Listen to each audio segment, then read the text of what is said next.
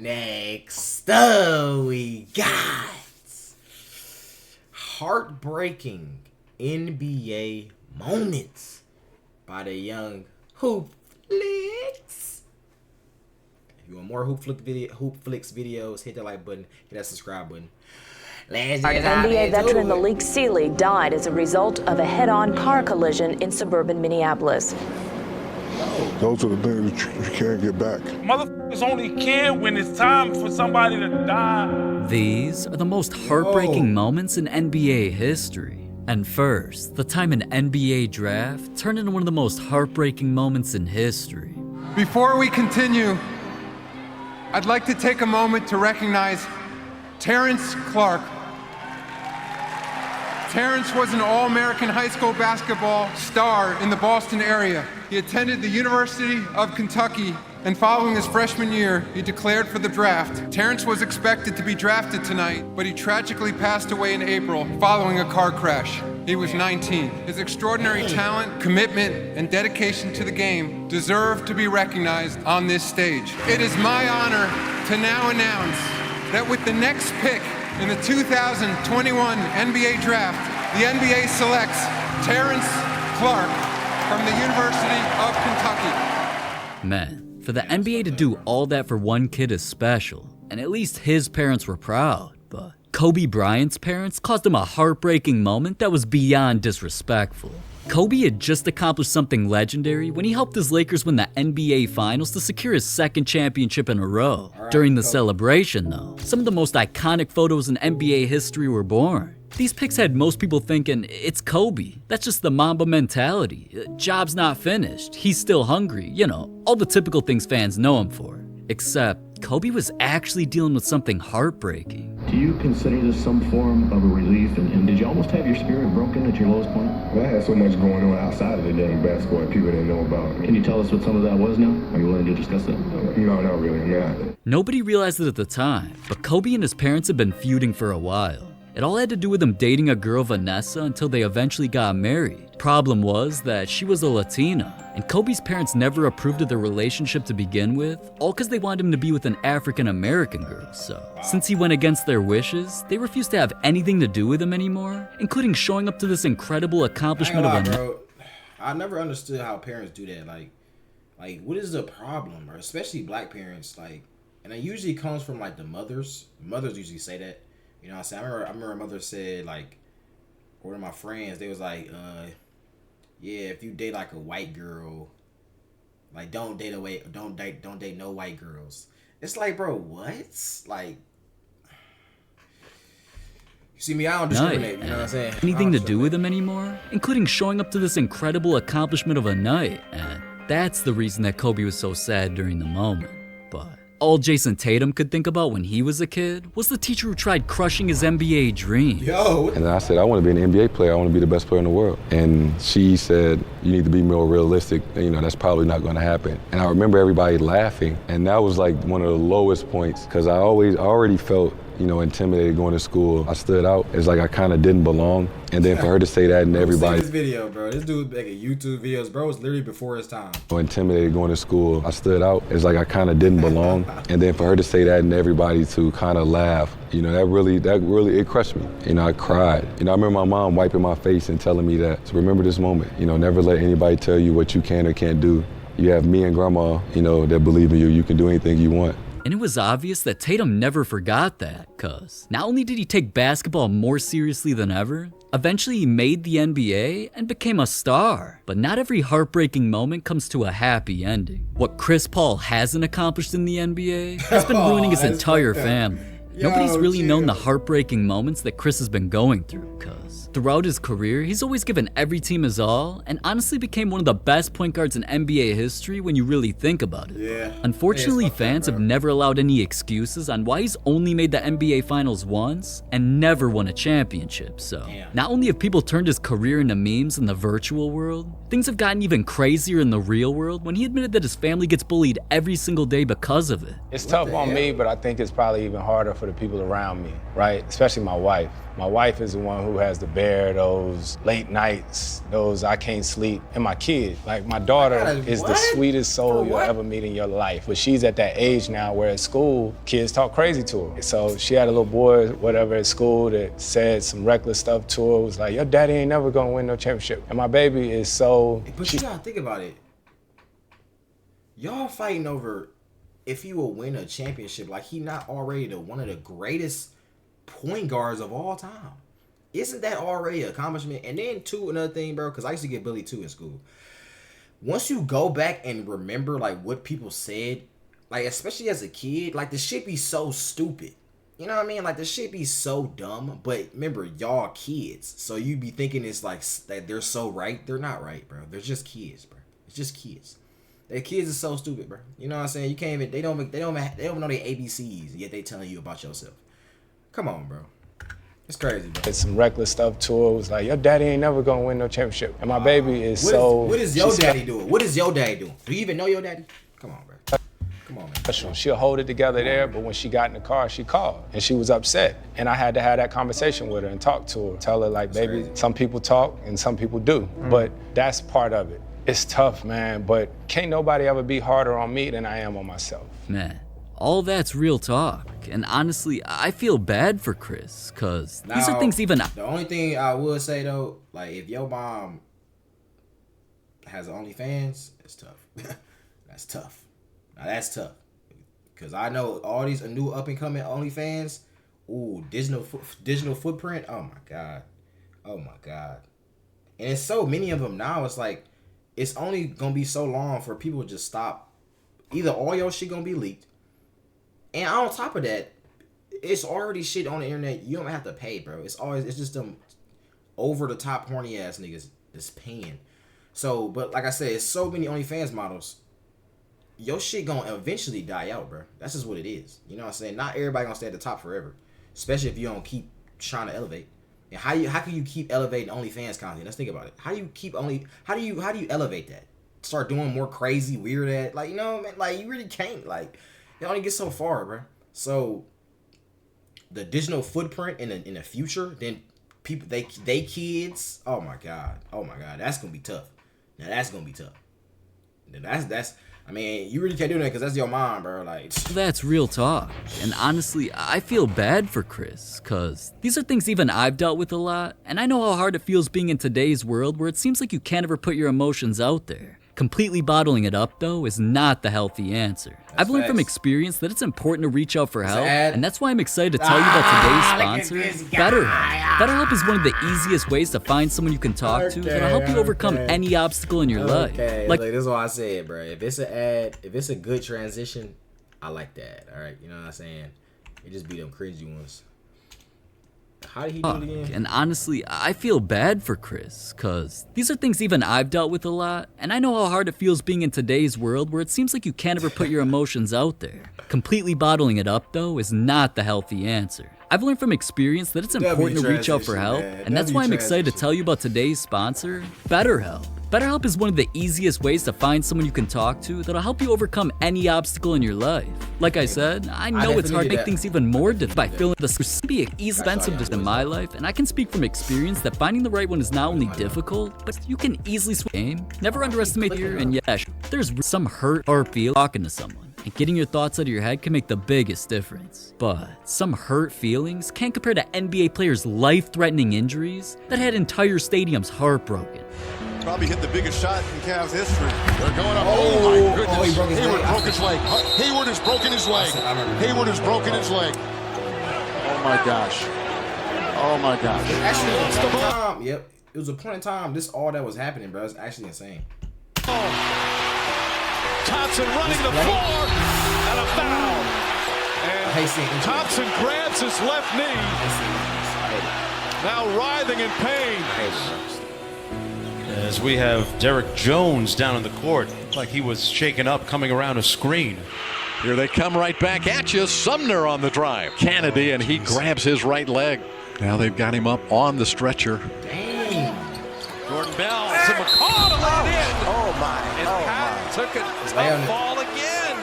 just He did this a few games ago, the same spot. That's why he on this fall. And thoughts for Pat McCaw. Man, you hate to see anybody go down really like stop that. himself. I was just as heartbroken as anybody in the crowd. And to be honest, the only bright side to any of those moments is that the players got to live another day. Another player's heartbreaking moments nearly made him kill himself. Bro, motherfuckers is out here showing that they need help. I'm tired, bro. We'll say this. It's a... How it got to that point for Michael Beasley was something nobody could have predicted because his story wasn't always sad. At one point in time, he was dominating basketball enough to be in discussions for who'd be the top pick between him and Derrick Rose in the 2008 NBA draft. Regardless of Beasley going second though, many felt he'd take over the league and become an NBA superstar anyways. Until Beasley's career went down another path. His basketball ability was quickly overshadowed by the long list of controversies he got involved in. Sneaking girls into locker rooms, a smoking problem, speeding in cars till he got pulled over by police. To make things even crazier, Beasley felt like the world was against him, so he sent out a suicidal tweet that eventually got deleted. I'm sure you could see how this was concerning. Man's kept it together for basketball though, cause sometimes his highlights stole the show. Tough shot. Beasley backs his way. I'm telling you, you can't play much better defense than that. Kyrie going for defending. Beasley pull up. Wow. This might be the best game I have ever seen Beasley play. And with him doing things like that, Beasley's confidence was through the roof. My career is like none other. I've wanted to be here so long, but this and that, whether my fault or somebody else's fault, kept me here. I still think I have a chance to be one of the best in the NBA. Like your favorite player, I'm your favorite player, favorite player. For a while, Beasley seemed alright, and he eventually made his way to the Lakers. But that's when things started going downhill, where one moment made him the laughingstock of the entire world. Now here is one for the books. Michael Beasley looking to check in for the Lakers and then is told, hey Michael, come on back. You're wearing the wrong shorts. And he heads back to the locker room instead of wearing the proper shorts. How the And then is told, hey Michael, come on back. You're wearing the wrong shorts. And then is told, hey Michael, come on back. You're wearing the wrong shorts. And he heads back to the locker room. Some kid shit though. I ain't gonna lie, that's some kid shit. And honestly, this is some shit I used to do back in the day. I'm not gonna lie. I used to do shit like this, bro. I don't know. It was just it was a moment in time when I was in like 6th grade. I was just a dumbass. I admit it. I was a dumbass nigga, bro. You know what I'm saying? I just couldn't keep my head on straight. You know what I mean? Honestly, I feel like it was because I was a gamer. I think that's why, bro, you gotta, if you addicted to video games, bro, you gotta go outside. Like, that shit really serious, bro. Because I remember around that time, I think that was around the time GTA was out, Black Ops 2. It was literally prime video gaming. And I remember I used to sit in the house like that was summer. I used to sit in the house all day playing the game. I did not come out my room, bro. You know what I'm saying? And I had a lot of fun, bro. But it's not cool though, like, you know what I mean? Especially you do that shit days on days, like, bro, you gotta get something out of it, bro. You know what I'm saying? I wouldn't get nothing out of that shit. I was just sitting on my ass every day, and that was the year I got fat too, bro, because I was skinny at one point in time. But that was the summer. I used to literally eat peanut butter. That was my diet, bro. Peanut butter and jelly sandwiches, and I used to get 4 pieces of bread. I had 2 sandwiches. 4 pieces of bread, bro. I don't even know how many calories. That shit was like 2,500 calories. And I used to eat that shit, bro. That shit was terrible, bro. I ain't gonna lie. That shit was terrible, bro. That was one time I used to shit like that, though. Had to make the change. Everybody thought a man wearing the wrong thing was ridiculous and absolutely clowned him. The truth, though, Beasley was dealing with the hardest time of his entire life when he admitted, my mom died when I was playing for the Lakers. I fought through that and I came back. My cousin died the game I forgot my shorts in Oklahoma. I was battling that day, trying to fight through it. I wanted to go to the funeral, but I just wanted to be there for the team, and the whole world just laughed at me. My whole career, I've never been given a chance to show who I really am, how I can really play, so that I can really win and be somebody. The whole world laughed at me. It hurt my feelings, I'm not gonna lie. Beasley wasn't lying about how he was feeling either. Because right after, he posted on his Instagram story that lately he's been feeling suicidal, and many fans got concerned, so. A few athletes invited him onto their podcast to let him know what's really going on, and Beasley broke down.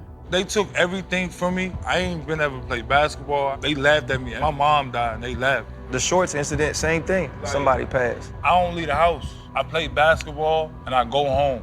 I don't care what y'all do no more. All I care about is playing basketball. You know what I'm saying? I don't talk to nobody. I've reached out and I've reached out and I've reached out. Please, none of us can do it. None of us can do it alone, bro. You gotta find good people, and us three can be good people. No disrespect to what y'all got going on. I've been trying to find good people for so long. I'm tired, bro. I would say this. It's over. I got. You know what I'm saying? You ain't got nothing left. You ain't got nothing left to give. I'll tell you this, bro. Like, whatever you need, dog, like, you just want to talk. We want to be those people. Nobody want to see you go through this. And at some point, you got to have somebody who don't need shit from you, who don't want shit from you, who want to see you win, man.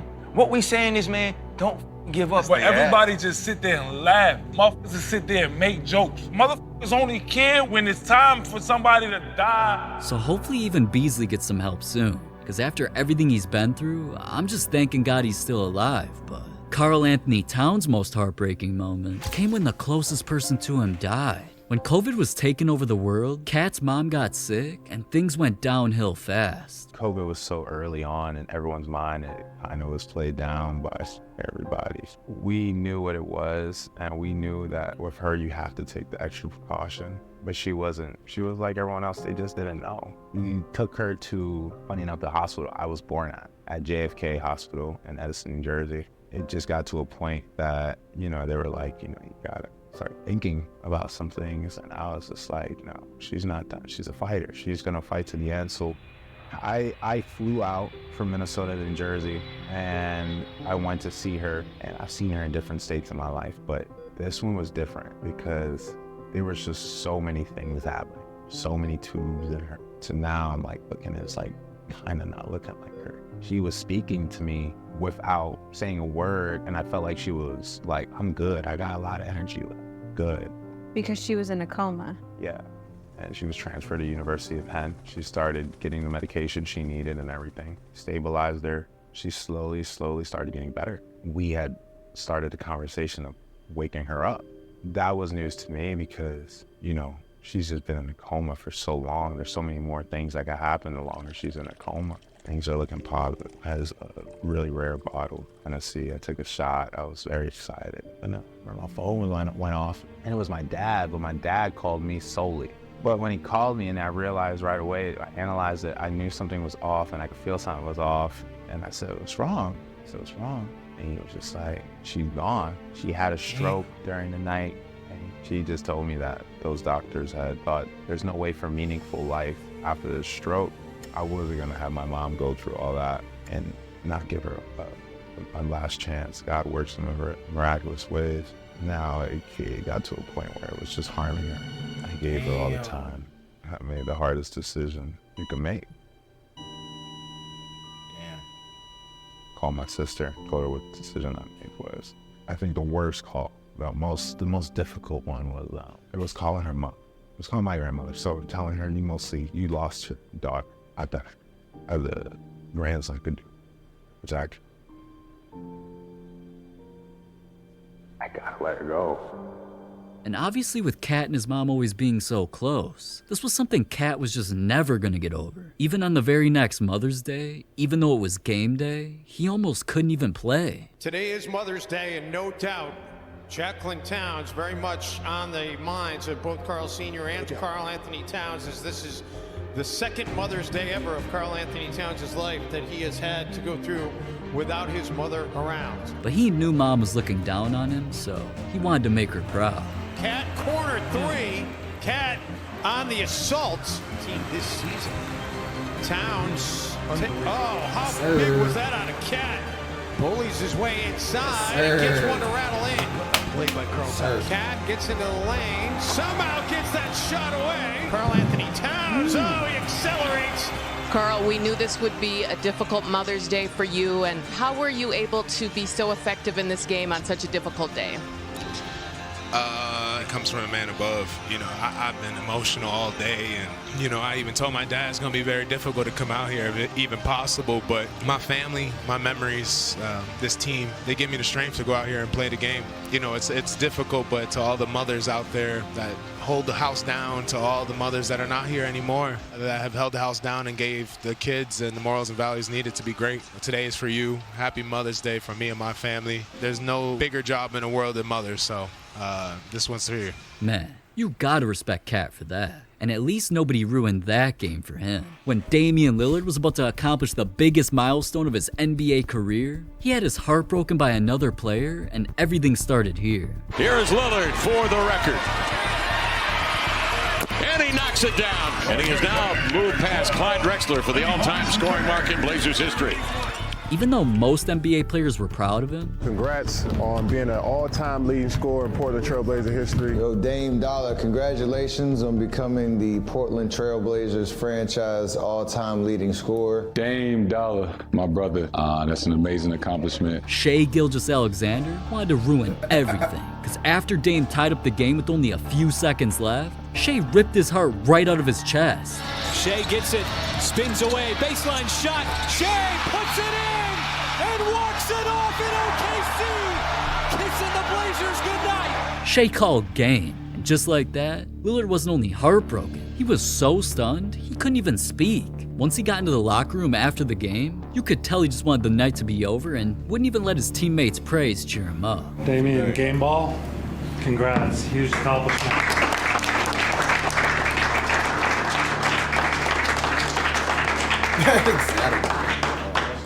Regardless, though, he accomplished something great. But what if I told you the craziest hairstyle in NBA history? This one right here wasn't this crazy just to go viral. It's all because of a dark secret that he was covering up. This is Lonnie Walker, and from the second he officially became an NBA player, his hair was so crazy that his hat couldn't even stay on his head, so not only did he admit that he hates hats, Me, when it comes to hats, we're not best friends. all because this man's head was being talked about everywhere and literally everybody had a meme or something to say about it. He kept this hair when he played in NBA games, until after years of playing and finally wanting to come clean, Lonnie made a post on Instagram that shocked the world. It wasn't just a video of him getting his hair cut and talking about his love for different hairstyles throughout his life. The caption is where things got heartbreaking, because Lonnie told a story about when he was just a kid in the 5th grade. He was abused and harassed by a family member so badly, it scarred him for life.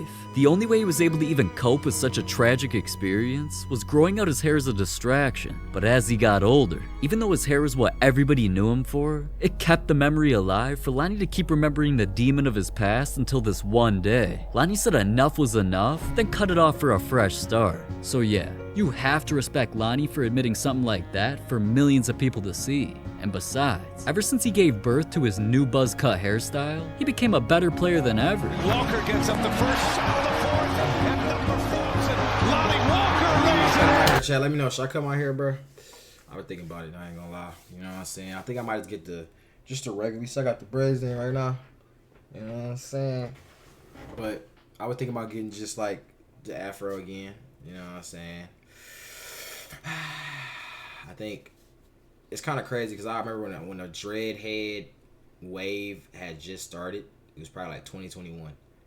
And if you had dreads in 2021, oh my God, all the bitches wanted to fuck you. But now 2024, everybody got dreads. It's like ain't the same no more, bro. And plus, it's too much, bro. Having dreads, to be honest, bro. It's too much maintenance. I mean, it's not really that much maintenance, but it's less maintenance than. It's really just paying for retwists, honestly, bro. Paying retwists every month, every 2 months. It's like it ain't that serious, bro. You know what I'm saying? Like even though it's not like a. Cause I remember when I first got my hair like done, it was like.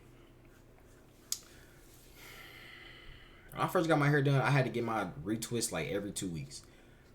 Now I can go, you know what I'm saying, some times away.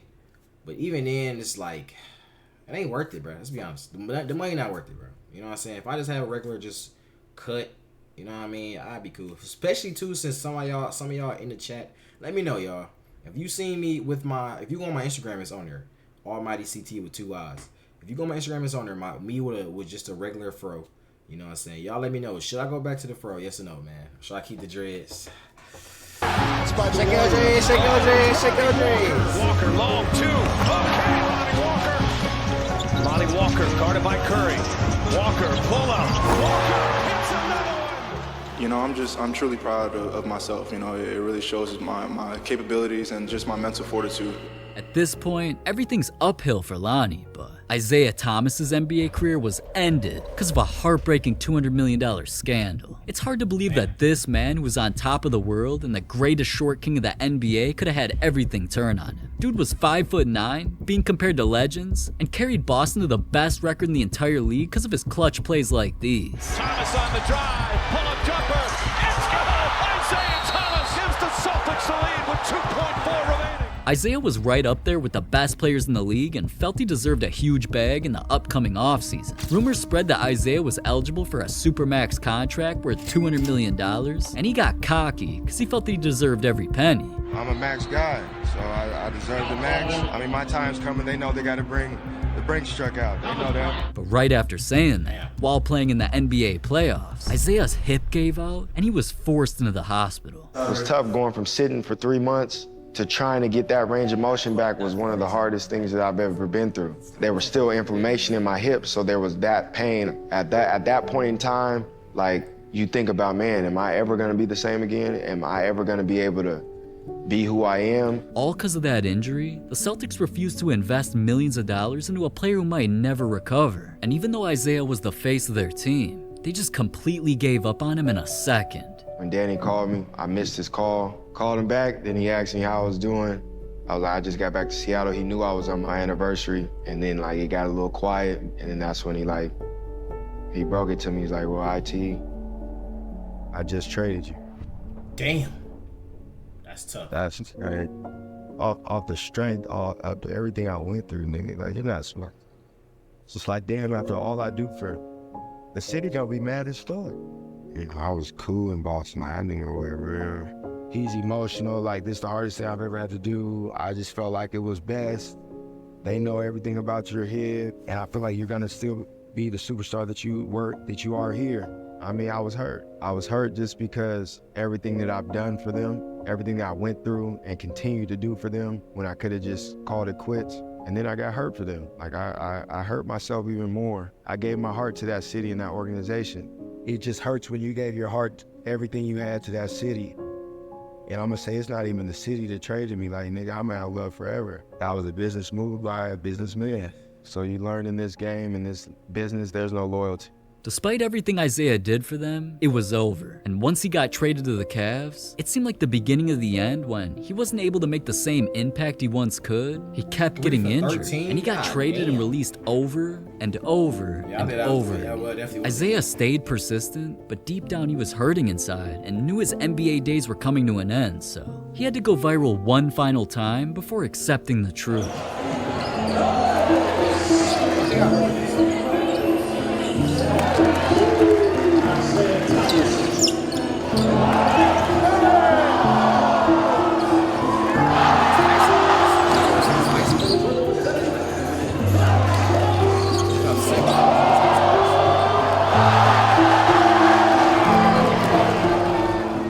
Gave up on me.